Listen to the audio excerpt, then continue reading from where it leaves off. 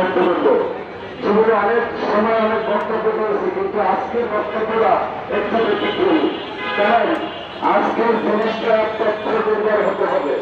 এটা মুক্তিযোদ্ধাদের নিয়ে সমাবেশ এবং আমরা মুক্তিযোদ্ধার সন্তান যারা তারাও তাদেরকে সহযোগিতা করতেছি। সাথী বন্ধুরা, নীল নদের পানি যেমন নীল নয়, জামাত ইসলামের তেমন ইসলাম নাই। এটা বন্ধ প্রত্যারক দল, এরা যা বলে তা করে না। এ পর্যন্ত এই নির্বাচন আরম্ভ হওয়ার পর বেহেস্তের টিকিট পাচ্ছে, কয়েকদিন দেখে এরা কাজে লাগে না, বেহেস্তের টিকিট বিক্রি মানুষে খায় না। এগুলা মানুষ বুঝতে পেরেছে যে এটা বন্ধুর দল, এরা যা বলে তা সম্পূর্ণ মিথ্যা বলে। এই জামাত ইসলামী আপনার এই গত ছাত্র জনতার গণ অভ্যুত্থানের পর এরা বিভিন্ন জায়গায় চাঁদাবাজ একটা কথা বলে। কে চাঁদাবাজি করলো, কারা করলো? বর্তমানে বাংলাদেশে একটি নিরপেক্ষ সরকার অধিষ্ঠিত। বিএনপির সাথে এই সরকারের কোনো সম্পর্ক নাই। সরকার সরকারের মতো দেশ পরিচালনা করতেছে। যদি কেউ মুসলিম অপরাধের সাথে জড়িত থেকে থাকে তাদেরকে সরকার গ্রেপ্তার করুক, আমাদের কোনো আপত্তি নেই। আমাদের দলের চেয়ারম্যান সহ সকলে কথা বলছে। তারপরে তারা একটি নিদ্রা, আরে ভাই তোমরা তো 5 তারিখের পরে ইসলামী ব্যাংক দখল করছো, ইসলামী ব্যাংক ডাকাতি করছো, এই কথাটি একবার বলো। এই কথাটা ওই ভাঙ্গা প্রত্যারকরা কখনো বলবেন না, এরা বলার কথাও না। কারণ এরা মানুষকে ধোকা নেয় সর্বসময়, এদের কাজই ধোকা। আজকে আমি এই মুক্তিযোদ্ধাদের, আমার মুক্তিযোদ্ধা দলের সভাপতি ইশতিয়াক আলী জুলফত চাচার সামনে বলতেছি, 12 তারিখে নির্বাচন, এদেশের জনগণ বিএনপিকে তাদের শীষে ভোট দেবে। কিন্তু ওই কুচক্রী মহলে ডাক্তারের পরাজিত শক্তিরা ইতিমধ্যে বাংলাদেশের স্বনামধন্য দুটি পত্রিকার অফিসে 6 লক্ষ 6 কোটি ভুয়া ভোটার স্লিপ বাংলাদেশ জাতীয়তা ছাপিয়েছে। ইতিমধ্যে তাদের কাজ কি? দাঁড়িপাল্লায় সিল মারা ব্যালট পেপার, তারা এক একজনের 10টা করে ব্যালট পেপার সাথে নিয়ে কেন্দ্রে ঢুকবে। আমাদের যারা প্রার্থী, যারা এজেন্ট, তাদের কাজ হবে যে ওই যাতে করে করবে ওরা এই ভুয়া ভোটার স্লিপ বাক্সে না ফেলাইতে পারে। ইতিমধ্যে শোনা যাচ্ছে যে বিভিন্ন জায়গায় বিভিন্ন ইউনিভার্সিটিদের এদেরকে টাকার বিনিময়ে এদেরকে কিনে অতীতের যারা স্বৈরাচার শেখ হাসিনার দোসর ছিল তারা ইতিমধ্যে দাঁড়িয়ে রেখে ফেলাইছে। বিগত দিনে ছিল তারা শেখ হাসিনার 5 গোলা, আর আজকে দাঁড়িয়ে রেখে হয়েছে জামায়াত।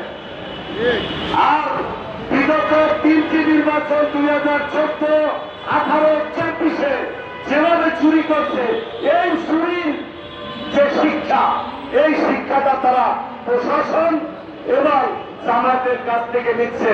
যেমন ঢাকা বিশ্ববিদ্যালয় সাদেক কায়ুম নীলক্ষেতের পিপি, নীলক্ষেতে ব্যালট পেপার ছাপিয়ে নীলক্ষেত থেকে ব্যালট পেপার এনে ওই ব্যালট পেপার বাক্স করে আজকে সাদেক কায়ুম পিপি।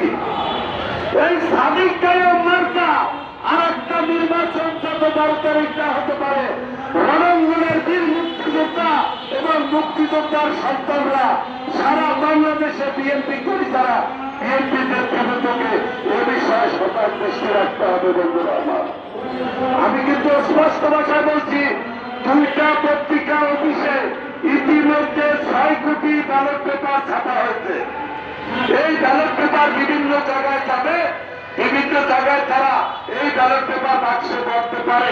এই তৎপরতা রুখে দিতে হবে আমাদেরকে। বন্ধুরা আমার, সাথী বন্ধুরা, আমার সামনে একজন ভদ্রলোকের ছবি আছে, নাসিরউদ্দিন পাটোয়ারি। এই নাসিরউদ্দিন পাটোয়ারির উৎপত্তি 24-এর ছাত্রবন্ধ আন্দোলন থেকে। নাসিরউদ্দিন পাটোয়ারি আজকে মাথায় জাতীয় পতাকা, যে পতাকা আমার চাচা উল্ফত সাহেব বীর মুক্তিযোদ্ধারা তোমাদেরকে উপহার দিয়েছে, সেই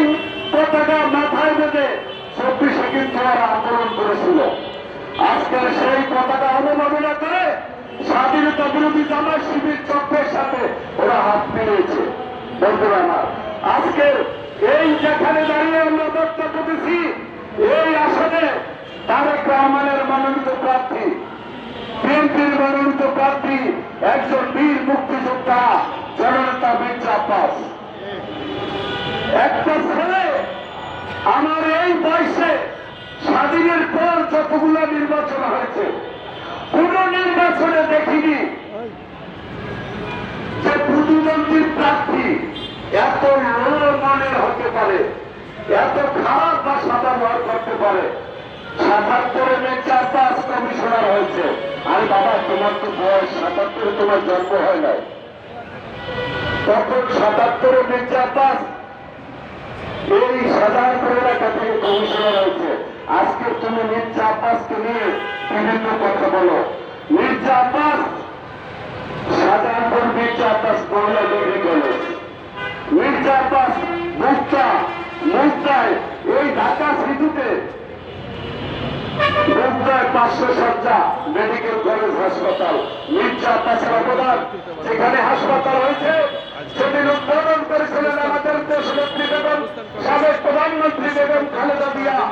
ওই সমাবেশে আমি একজন ক্ষুদ্র ব্যক্তি, আমিও তো ওই সমাবেশে ম্যাডাম খালেদা জিয়ার অনুষ্ঠানে উপস্থিত ছিলাম। বন্ধুরা আমার, সেখানে ৫০ হাত পানি মির্জা আব্বাসের অবদানে সেই পানি, সেই পুষ্কুলিটা ভরে সেখানে ৫০০ শয্যা হাসপাতাল করেছে।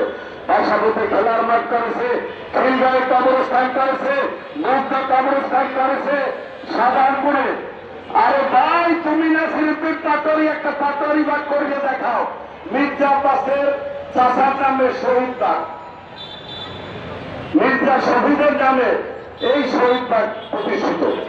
আমরা এই সাধারণপুরের রেলের যত সম্পত্তি, সমস্ত সম্পত্তি মির্জা পরিবারের সম্পত্তি সরকার একবার করছে, আজকে সেটা রেলওয়ে কলোনি হয়েছে। তুমি একজন বীর মুক্তিযোদ্ধাকে নিয়ে এই ধরনের আজেবাজে কথা বলে, বাবা সাবধান হয়ে যাও।